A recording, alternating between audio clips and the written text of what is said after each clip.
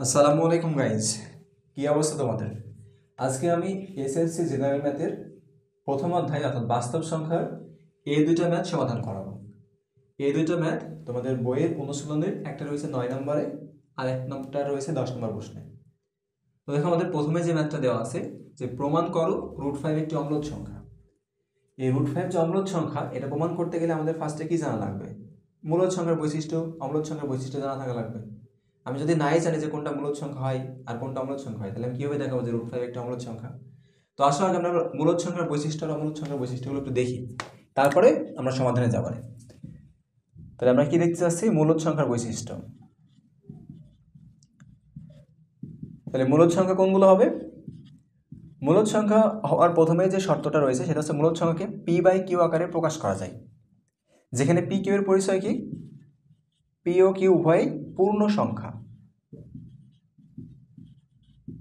আর এখানে আরেকটা বিষয় যেটা আমরা মনে রাখবো সেটা হচ্ছে q not equal 0। q not equal 0 এটা কেন? কারণ দেখো, আমি যদি q এর মান 0 বসাই তাহলে এই p/q আকারের রাশিটার কিন্তু কোনো মান পাওয়া যায় না। অর্থাৎ বা সামথিং বাই মনে করো 0 রয়েছে, এই সামথিং বাই 0 হলে এটা আমাদের ম্যাথমেটিকভাবে এর মান নির্ণয় করা যায় না, এটা একটা অনির্ণয় হয়ে যায়। এজন্য q এর মান 0 হইতে পারবে না। দ্বিতীয় যে বৈশিষ্ট্য সেটা হচ্ছে সকল পূর্ণ সংখ্যা হচ্ছে আমাদের মূলদ সংখ্যা। তাহলে সকল পূর্ণ সংখ্যা। 3 নম্বর যে বৈশিষ্ট্য রয়েছে সেটা হচ্ছে সকল সসীম দশমিক ভগ্নাংশ সংখ্যা। তাহলে সসীম দশমিক ভগ্নাংশ সংখ্যা।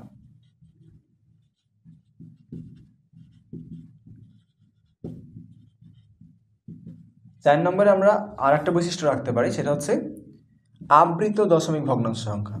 আবৃত দশমিক ভগ্নাংশ সংখ্যা, এটা হচ্ছে আমাদের মূলদ সংখ্যা। এই 4টা বৈশিষ্ট্যের যে কোনো একটা বৈশিষ্ট্য স্যাটিসফাই করলে আমরা সংখ্যাটিকে কি বলতে পারবো? মূলদ সংখ্যা বলতে পারবো। এবার আসলে অমূলদ সংখ্যার বৈশিষ্ট্যগুলো একটু দেখি। অমূলদ সংখ্যা। তাহলে অমূলদ সংখ্যার বৈশিষ্ট্যের মধ্যে আমাদের কি কি আছে? প্রথম বৈশিষ্ট্য হচ্ছে অমূলদ সংখ্যাকে p/q আকারে প্রকাশ করা যায় না। তাহলে মূলদের ক্ষেত্রে প্রকাশ করা যায় আর এক্ষেত্রে প্রকাশ করা যায় না। আর দ্বিতীয় বৈশিষ্ট্য হচ্ছে সকল অসীম অনাবৃত দশমিক ভগ্নাংশ সংখ্যা। অসীম অনাবৃত দশমিক ভগ্নাংশ সংখ্যা।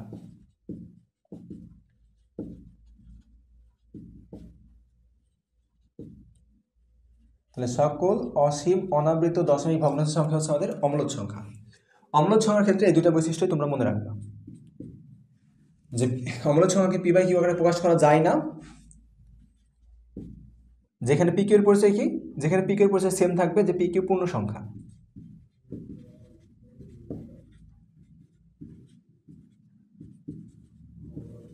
তো মনে করো পূর্ণ সংখ্যা রয়েছে, তাহলে যদি এই দুইটা বৈশিষ্ট্য আমরা লক্ষ্য করি কোনো সংখ্যার মাঝে, তাহলে ওই সংখ্যাটাকে আমরা অম্লজ সংখ্যা বলবো।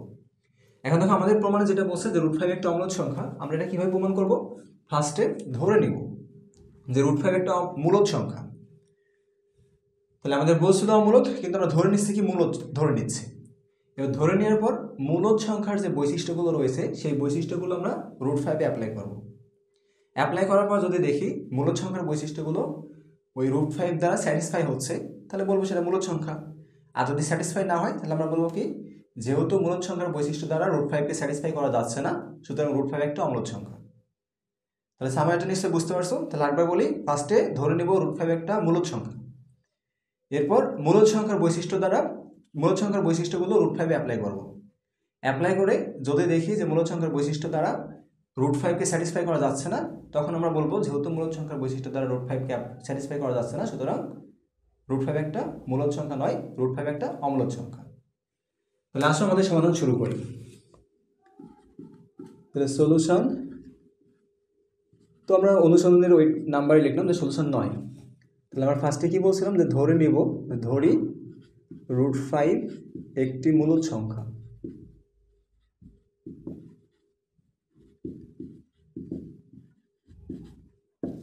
তাহলে দেখো যেহেতু √5 একটা মূলদ সংখ্যা ধরে নিয়েছি আমরা, আর মূলদ সংখ্যার বৈশিষ্ট্য আমরা কি জানি? আমরা জানি মূলদ সংখ্যাকে p/q আকারে প্রকাশ করা যায়।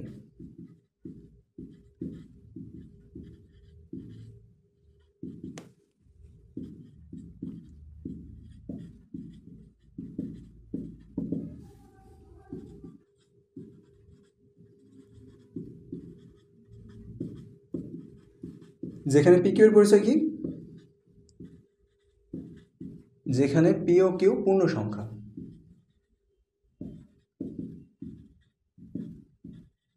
এবং অবশ্যই q not equal 0।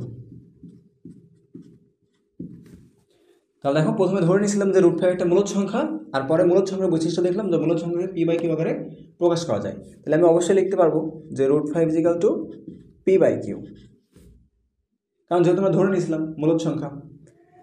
এখন দেখো আমরা বোথ সাইডে বর্গ করতে যাচ্ছি। বর্গ করলে কি পাওয়া যাবে? 5 বাম পাশে, আর ডান পক্ষে কি পাওয়া যাবে? p²/q² পাওয়া যাবে।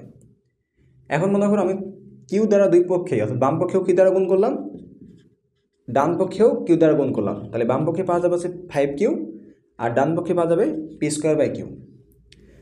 তো এটা আমরা 1 নং সমীকরণ দিলাম। এখন দেখো এই 1 নং সমীকরণের বাম পক্ষে রয়েছে 5q। কিউ এর পরিচয় কি? কিউ হচ্ছে পূর্ণ সংখ্যা।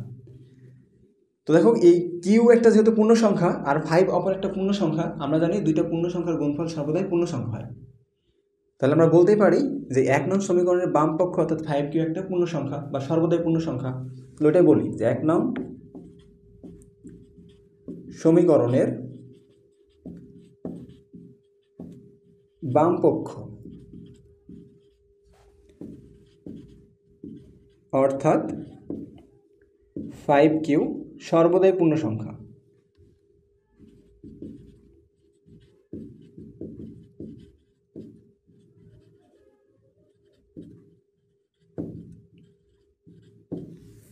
এখন ধরো ডান পক্ষে যদি আমরা দেখি, সাপোজ মনে করো আমরা কিউ এর মান ধরে নিলাম 1 আর পি এর মান ধরে নিলাম মনে করো 2। তাহলে এখন যদি ক্যালকুলেশন করি p²/q = 2²/1, তার মানে আমাদের 4/1। এখান থেকে ক্যালকুলেশন করলে 4 পাওয়া যাবে। কিন্তু মনে করো কিউ এর মান আমরা ধরলাম 1, কিউ এর মান এবার ধরলাম মনে করো 2, আর পি এর মান ধরলাম 3। তাহলে এক্ষেত্রে দেখো কি আছে, p²/q = 3p²/2 = 9/2 = 4.5। তো দেখো এই ক্ষেত্রে পূর্ণ সংখ্যা আসছে, কিন্তু এই সংখ্যার মধ্যে ভগ্নাংশ আসছে। তার মানে ডান পক্ষ আমাদের পূর্ণ সংখ্যা হইতেও পারে, ভগ্নাংশ হইতে পারে। তো ওই কথাটা আমরা বলবো যে 1 নং সমীকরণের ডান পক্ষ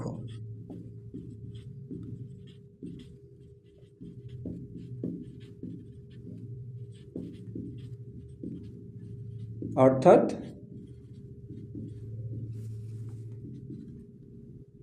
p²/q সর্বদাই পূর্ণ সংখ্যা নয়।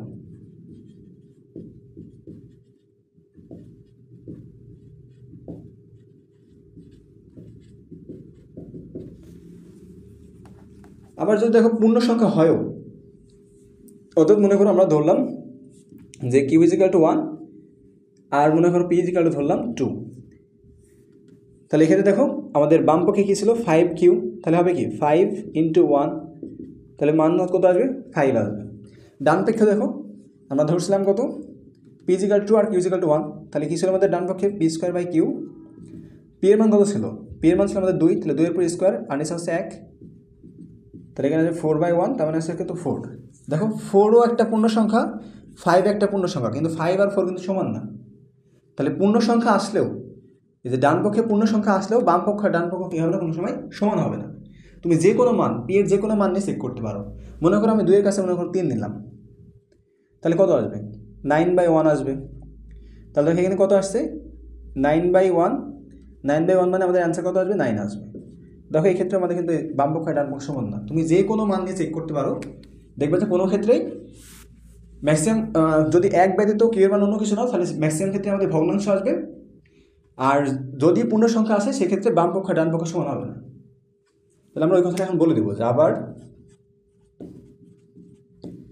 যদি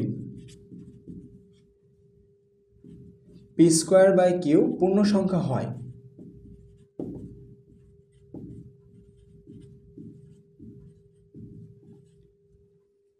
তারপরেও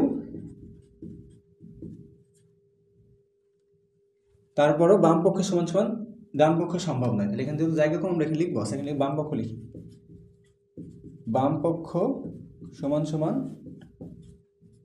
ডান পক্ষ সম্ভব নয়। তাহলে আমরা কি দেখলাম যে 5q is not equal P square by Q.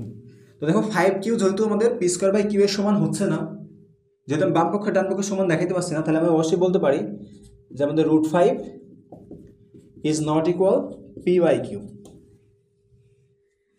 এখন দেখো √5 কে যেহেতু পি বাই কিউ আকারে প্রকাশ করা যাচ্ছে না, পি বাই কি ছিল, মূলদ সংখ্যার বৈশিষ্ট্য ছিল। তাহলে যেহেতু মূলদ সংখ্যার বৈশিষ্ট্য দ্বারা √5 কে স্যাটিসফাই করা গেল না, তাহলে আমি কি বলতে পারি যে √5 মূলদ সংখ্যা নয়। সুতরাং √5 কি একটা, √5 যেহেতু মূলদ সংখ্যা নয়, তাহলে √5 একটা অম্লদ সংখ্যা। তাহলে এই কথাটি আমরা এখন জাস্ট লিখে দেবো, যদি নিউজের জায়গা নেই আমরা উপরে লিখলাম।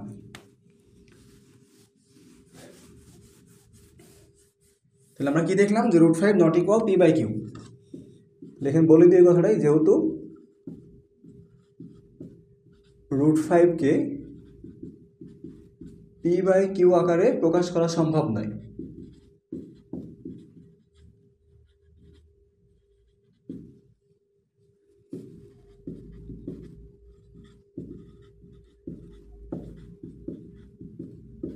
সুতরাং √5 মূলদ সংখ্যা নয়।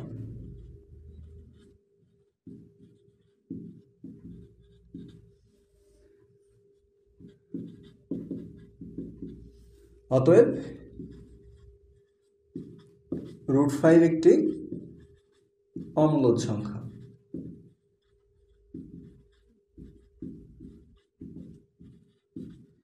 দেখো আমাদের যে √5 সংখ্যা যে অম্লদ, এটা দেখাইতে বলছিল বা প্রমাণ করতে বলছিল, আমরা কিন্তু প্রমাণ করে দিলাম।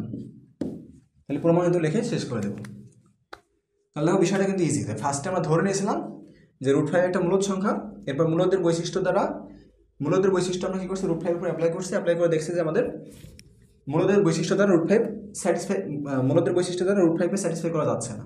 যেহেতু যাচ্ছে না, সুতরাং আমরা বলবো কি যে সুতরাং সংখ্যাটা মূলদ নয়, অতএব সংখ্যাটা অম্লদ। তাহলে আমাদের 9 নম্বর প্রশ্ন বা এই জাতীয় প্রশ্ন যদি এখন আসে, আশা করছি তোমরা সলভ করতে পারবা। এরপর আমাদের দ্বিতীয় প্রশ্নের সমাধান, অর্থাৎ সমাধান কত হবে 10, সলিউশন 10। কি বলছিল আমাদের 1/√2 এবং √2 এর মধ্যে একটি মূলদ ও অম্লদ সংখ্যা নির্ণয় করো। তো দেখো আমাদের যে দুটো সংখ্যা দেওয়া আছে সেই দুটো সংখ্যা আমরা লিখব। যে দেওয়া আছে 1/√2, আরেকটা সংখ্যা কি দেওয়া আছে শুধু √2। এখন দেখো এই 1/√2 এর মানটা তোমরা ক্যালকুলেটরের সাহায্যে নির্ণয় করে নেবা। তাহলে 1/√2 যদি আমরা নির্ণয় করি, তাহলে মান আসছে 0.7071, আরও আছে 0.7071। এরপর মনে করো যে আরও সংখ্যা রয়েছে, আমরা ডট ডট দিয়ে দিলাম। আর এটা যদি মান নির্ণয় করো তাহলে দেখবে এরকম আসছে 1.4142, এরপর মনে করো ডট ডট থাকবে। এই যে ডট ডট চিহ্ন আমাদের দেখবে যে ক্যালকুলেটরে 8 ঘর পর্যন্ত মান দেয়, কিন্তু আমরা ডট ডট দিলাম কীভাবে বুঝলাম যে এটার পর অসীম সংখ্যক অঙ্ক বিদ্যমান রয়েছে। তো দেখা যাচ্ছে 1/√2, এই √2 কিন্তু একটা অম্লদ সংখ্যা। আমরা জানি সকল পূর্ণ বর্গ সংখ্যার বর্গমূল, যেমন 1, 4, 9, 16 এগুলো সবগুলো পূর্ণ বর্গ সংখ্যা। এগুলো যদি আমি বর্গমূল করি তাহলে একটা পূর্ণ সংখ্যা পাওয়া যায়। 4-এর বর্গমূল 2 আসে, 9-এর বর্গমূল 3 আসে, 16-এর ক্ষেত্রে 4 আসে। সবসময় কী হবে, পূর্ণ বর্গ সংখ্যার বর্গমূল মূলদ সংখ্যা হবে। কিন্তু দেখো এই 1 আর 4-এর মাঝে যে সংখ্যা আছে 2 আর 3, এই দুইটা কিন্তু পূর্ণ বর্গ সংখ্যা না। আবার এই 4 আর 9-এর মাঝে যে সংখ্যাগুলো আছে 5, 6, 7, 8 এগুলো সবগুলোই কিন্তু আমাদের পূর্ণবর্গ সংখ্যা না। আর পূর্ণবর্গ সংখ্যা না হলে যদি আমরা এগুলোর বর্গমূল নির্ণয় করি, এর বর্গমূল সর্বদাই কি আসবে, অমূলদ সংখ্যা আসবে। তো আশা করছি বুঝতে পারছো যে 1/√2 কেন অমূলদ সংখ্যা হলো, আবার √2 কেন অম্লদ সংখ্যা। এখন দেখো আমরা ধরে নিব যে আমাদের বলছে কি এই দুইটার মাঝে একটা সংখ্যা বাছাই করতে হবে যেটা মূলদ সংখ্যা, আবার এই দুইটার মাঝে একটা সংখ্যা বাছাই করতে হবে যেটা অম্লদ সংখ্যা। তাহলে আমরা ধরে নিলাম যে ধরি এ আমাদের এমন একটা সংখ্যা যেটা এই দুটার মাঝে আছে। তো দেখো আমরা যে এই দুটো সংখ্যার যদি গড় নির্ণয় করি, আমরা জানি যে কোনো দুইটা অসমান সংখ্যার গড় সর্বদাই ওই দুটো সংখ্যার মাঝে অবস্থান করে। তাহলে আমরা জাস্ট সিম্পলভাবে দুটো সংখ্যার গড় নির্ণয় করবো। তো যেহেতু মূলত সংখ্যা চাইছে, তাহলে আমরা এভাবে লিখবো যে 0.7172। চার সংখ্যা মানে দশমিকের পর 4 অঙ্ক বা 5 অঙ্ক বা 2 অঙ্ক 3 অঙ্ক তুমি যা ইচ্ছা রাখতে পারো। আমি 4 অঙ্ক রাখলাম, কারণ 4 অঙ্কটা বেশি স্ট্যান্ডার্ড হয়। আর দ্বিতীয় ক্ষেত্রে 1.4142 বাই হচ্ছে 2। তো দেখো এটার যদি আমার মান নির্ণয় করে কত আসবে, 0.7172 প্লাস 1.4142 বাই হচ্ছে 2। তাহলে মান আসছে 1.064142। 1 মিনিট, তাহলে মান আসছে 1.06, কোনো জায়গায় মিস্টেক করছি, 0.7172 বাই হচ্ছে প্লাস হচ্ছে 1.4142। এখানে একটু মিস্টেক হচ্ছে, 30 সেকেন্ড দাঁড়াও, 7071। তাহলে আমাদের যে ভ্যালু আসছে সেটা হচ্ছে 1.06065। তাহলে মান কি আসছে 1.06065। দেখো এই যে এর যে সংখ্যাটা মানটা আসলো, এই মানটা একটা কি সংখ্যা, এই সংখ্যাটা একটা কি বসলো দেখি, এই 1.06065 এর একটা সসীম দশমিক ভগ্নাংশ সংখ্যা। কারণ কি, এই যে দশমিকের পরে 5টা অঙ্ক রয়েছে, তো দশমিকের পরের অঙ্কগুলো যেহেতু গণনা করে শেষ করা যাচ্ছে, সুতরাং এটা একটা সসীম দশমিক ভগ্নাংশ সংখ্যা। তাহলে আমরা বলবো যে দেখা যাচ্ছে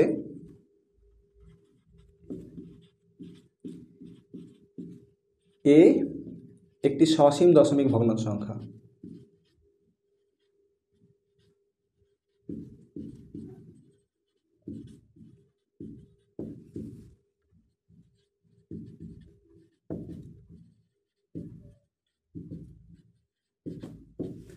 তো দেখো এই যেহেতু একটা সসীম দশমিক ভগ্নাংশ সংখ্যা, আর আমরা জানি কি সসীম দশমিক ভগ্নাংশ সংখ্যা মানেই মূলদ সংখ্যা। তাহলে আমরা লিখতে পারি যে সুতরাং এ একটি মূলদ সংখ্যা।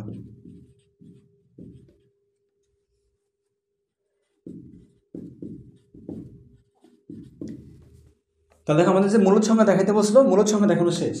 আবার দেখো আমরা যদি একটু ভালো করে ফলো করি, এটাও বলতে পারি এবং এই যে এ সংখ্যাটা দেখো 1/√2 আর এই √2 এর মাঝে রয়েছে। তাহলে আমি বলতে পারি এবং 1/√2 is less than A is less than √2। তাহলে দেখো আমাদের বলছিল যে দুইটার মাঝে থাকা লাগবে এবং মূলদ হওয়া লাগবে। তাহলে আমরা দুইটা বৈশিষ্ট্যই স্যাটিসফাই করছি। তাহলে আমরা বলতে পারি কি, অতএব এ 1/√2 এবং √2 এর মধ্যে একটি মূলদ সংখ্যা। তো দেখো আমাদের এখানে একটা অ্যান্সার শেষ। তাহলে আমাদের বৈশিষ্ট্য কি দিয়েছিল, যে একটা সংখ্যা ধরে নিতে হবে বা নির্ণয় করতে হবে যেটা 1/√2 এবং √2 এর মাঝে থাকতে হবে এবং মূলদ হবে। তাহলে দুইটা বৈশিষ্ট্য যেহেতু আমাদের স্যাটিসফাই হয়েছে, তাহলে আমাদের অ্যান্সার এখানে একটা শেষ। এখন আসলে দ্বিতীয়টাতে অমূলদ সংখ্যার ক্ষেত্রে। তো এই ক্ষেত্রে আমরা ধরে নিব যে আবার ধরি বি ইজ ইকাল টু 0.7071, এরপর ডট ডট চিহ্ন রেখে দেবো এবার, যেহেতু আমাদের অমূলদ, আমাদের এই বি সংখ্যাটাকে অমূলদ প্রমাণ করতে হবে বা দেখাইতে হবে। আর এক্ষেত্রে 1.4142 ডট ডট চিহ্ন। তো ডট ডট চিহ্ন কেন রাখলাম, কারণ আমাদের সংখ্যাটা এবার অম্লদ দেখাইতে হবে, তো বিকে অম্লদ প্রমাণ করে দেখাইতে হবে। আর নিচে 2, তাহলে এটার ক্ষেত্রে আমাদের মান কত আসবে 1.06065, অর্থাৎ আগের যে মানটা আসলো ওইটাই আসবে। আর এরপর কি থাকবে, আমাদের ডট ডট চিহ্ন থাকবে। তো দেখো যে ডট ডট চিহ্ন থাকার দ্বারা কি বলছে, দশমিকের পরে অসীম সংখ্যক অঙ্ক বিদ্যমান। আর দশমিকের পরে যেহেতু অসীম সংখ্যক অঙ্ক বিদ্যমান, সুতরাং এটা কী হবে, একটা অসীম দশমিক ভগ্নাংশ সংখ্যা হবে। যেহেতু এটা একটা অসীম দশমিক ভগ্নাংশ সংখ্যা, আমরা জানি অসীম দশমিক ভগ্নাংশ সংখ্যা মানেই অম্লদ সংখ্যা। তাহলে আমরা ওইটাই বলবো যে দেখা যাচ্ছে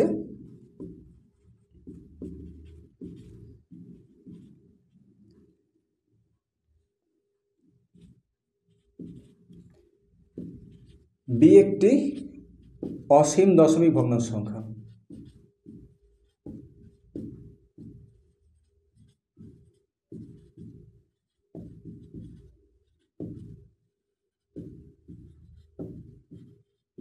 তো যেহেতু এটা একটা অসীম দশমিক ভগ্নাংশ সংখ্যা, সুতরাং আমরা কি বলতে পারি,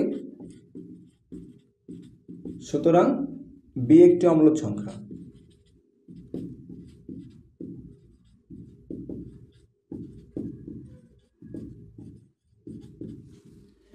তাহলে দেখো আমাদের একটা বৈশিষ্ট্য দেখানো শেষ। আবার আমরা কি বলতে পারি, এবং এই যে বি এর মানটা 1/√2 এর থেকে বড়, কিন্তু শুধু √2 এর সাথে ছোট। দেখো আমরা এই দুটো বৈশিষ্ট্য দেখাইতে বলছিল যে আমাদের একটা সংখ্যা নির্ণয় করতে হবে যেটা 1/√2 সাথে বড় হবে কিন্তু √2 সাথে ছোট হবে, আর ওই সংখ্যাটা অম্লজ হবে। তাহলে আমরা এই দুইটা বৈশিষ্ট্য দেখাই দিয়েছি, তাহলে দেখানো শেষ। তাহলে আমরা কি বলতে পারি, অতএব বলা যায় যে বি 1/√2 এবং √2 এর মধ্যে একটি অম্লজ সংখ্যা।